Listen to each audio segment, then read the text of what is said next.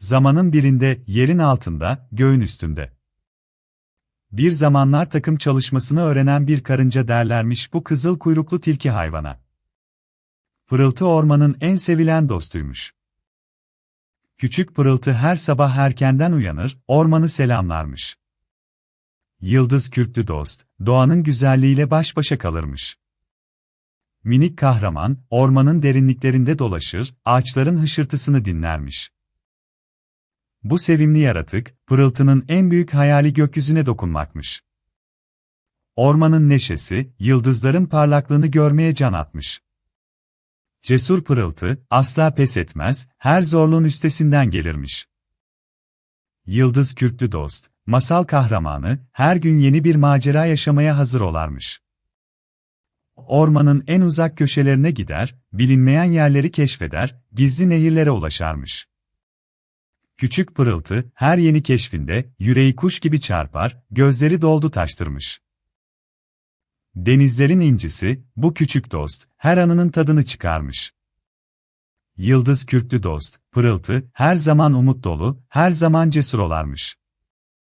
Pırıltı'nın dünyasında bir sorun ortaya çıktı. Kahramanımız, Yıldız kürklü dost Pırıltı, ormanın derinliklerinde dolaşırken, ağaçların üzüntülü çığlıklarını duydu. Rüzgar ağladı, kuşlar endişeyle çığlıklar attı. Bu cesur dost, ormanın kalbinde biriken karanlığı hissetti. Minik kahraman Pırıltı, ormandaki dostlarıyla konuştu ve onların neden bu kadar üzgün olduğunu öğrendi. Ormanda yaşayan canlılar, bir zamanlar berrak ve duru olan gölün suyu, şimdi bulanık ve pis bir hale gelmişti. Balıklar zorlukla nefes alabiliyor, su bitkileri solduğundan, gölün güzelliği kayboluyordu.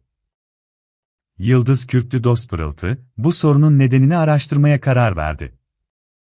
Ormanın derinliklerinde, bir zamanlar altın gibi parlayan nehri gezerek, neden bu kadar kirlendiğini anlamaya çalıştı. Nehrin kıyısında yaşayan yaratıklar, Pırıltı'na, insanların artan atıkları ve ihmalleri nedeniyle nehri kirlettiklerini anlattılar. Bu durum, göle ulaşan suyun da kirlenmesine neden oluyordu. Kahramanımız Pırıltı, bu sorunu çözmek için bir plan yapması gerektiğini hissetti. Ancak, önce bu sorunların nedenlerini ve nasıl ortaya çıktığını daha iyi anlamak zorundaydı. Rüzgarın ağlama sesi, ağaçların çığlıkları ve kuşların endişeli çığlıkları, Pırıltı'nın bu sorunu çözme kararlılığını artırdı. Bu cesur dost, ormanını ve gölünü eski haline getirmek için mücadeleye hazırdı. Yolculuk kahramanımız Pırıltı, çözüm aramak için cesur bir kararla yola çıktı. Güneşli bir günün ışığı altında, yıldızlı kürkü parlayarak, cesareti ile dolu bir şekilde ilerledi. Bu cesur dost, doğanın içinde, kendiyle ve çevresiyle konuşarak, yardım arayışında olduğunu söyledi. İlk durağı, altın yapraklı ormandı. Orman, Pırıltı'na "Hoş geldin, yıldız kürklü dostu" dedi. "Senin cesaretin, bizim için bir ilham kaynağı. Yolculuğun boyunca, seni protekt edecek güçler, sana eşlik edecek." Altın yapraklı ağaçlar, rüzgarla birlikte Pırıltı'nın adımlarına eşlik etti. Sonra, Pırıltı, berrak suların aktığı nehrin kıyısına geldi. Nehir, Pırıltı, senin yolun, bizim gibi akıcı ve özgür olmalı. Cesaretin, sana yol gösteren bir rehber olsun. Nehir, Pırıltı'nın ayaklarını serinleten bir su sıçratmasıyla, yoluna devam etmesini öğütledi. Daha sonra, Pırıltı, yüksek dağların eteklerine vardı. Kahramanımız, senin gücün, bizim gibi sağlam ve dayanıklı olmalı. Cesaretin, seni zirveye çıkaracak. Pırıltı'nın ruhuna, dayanıklılık ve güç kazandıran bir enerji verdi. Bu cesur dost, yolculuğuna devam etti. Yıldızlı kürkü, geceleyin parlayarak, yolunu aydınlatıyordu. Pırıltı, doğanın içinde, kendi yolunu bulmaya çalışıyordu. Cesareti, her adımda artıyordu. Ancak, yolculuğun sonuna ulaşmak için, daha çok macera ve engel bekliyordu. Pırıltı, yıldızlı kürklü dost, dağların eteğinde umutsuzluğa düşmüştü. Güneş ışıkları bile onu ısıtamaz olmuştu. Birden, rüzgarın hafif esişini hissetti ve yanı başında, altın yeleli, hızlı kanatlı zümrüt kuşu belirdi. "Yıldızlı dost, neler oluyor?" diye sordu Zümrüt. "Seni böyle kederli görmeyi hiç istemem." Pırıltı, "Beni karanlık bir sorun sarıyor," dedi. "Gökyüzündeki yıldızlar bile beni aydınlatamıyor." Zümrüt, "Endişelenme, dostum," dedi. "Ben seni yaşlı bilge, orman pirine götüreyim.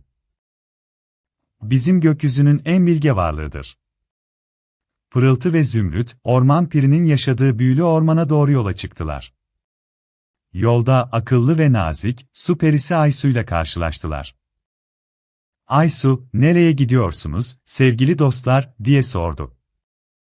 Pırıltı, "Benim bir derdim var ve orman pirinin yardımına ihtiyacım var," dedi. Aysu, "Ben de size eşlik ederim. Orman piri, suyun derinliklerinde yaşayanlar hakkında da bilgi sahibidir." Üç dost, orman pirinin huzuruna çıkarak, Pırıltı'nın derdini anlattılar. Orman piri, "Korkmayın, dostlar," dedi. "Benim bilgeliğim ve sizin dostluğunuz, Pırıltı'nın karanlığını dağıtacaktır." Pırıltı, Zümrüt, Aysu ve orman piri, birlikte düşünmeye ve çareler aramaya başladılar. Pırıltı, "Beni bu kadar destekleyen dostlarımı nasıl ödüllendirebilirim?" diye sordu. Zümrüt, "Sana yardım etmek, bizim için bir ödüldür," dedi. Aysu, "Dostluk, böylesi anlarda ortaya çıkar," diye ekledi.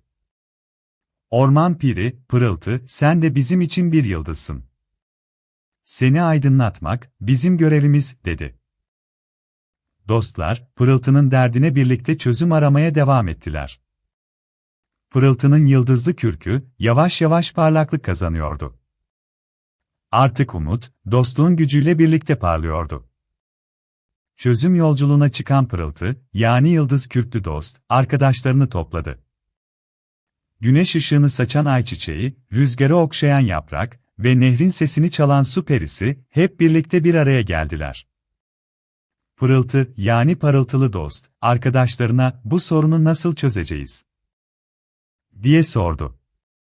Ayçiçeği, "Güneş ışığımı kullanabiliriz," dedi. Yaprak, "Rüzgarı yönlendirebilirim," diye ekledi. Su perisi, "Nehrin suyundan faydalanabiliriz," önerisini getirdi. Pırıltı, yani ışıl ışıl arkadaş, "Hep birlikte çalışırsak, bu problemi çözebiliriz," diye heyecanla haykırdı. Ayçiçeği, güneşin ışığını yoğunlaştırarak bir ışın oluşturdu.